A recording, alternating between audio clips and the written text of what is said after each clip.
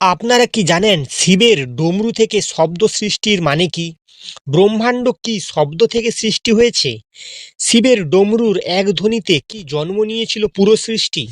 এটা কি শুধু গল্প নাকি গভীর এক রহস্য?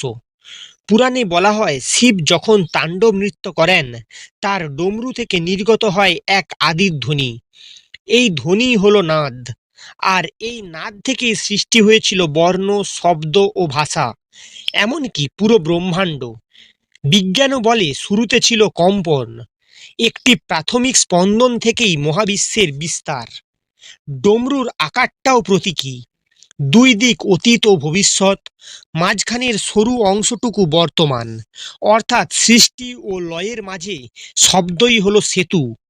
শিবের ডমরুর মানে শুধু বাদ্যযন্ত্র নয়, এটা চেতনার স্পন্দন, যেখান থেকে জন্ম নেয় জীবন, সময়, ভাষা ও ভাবনা।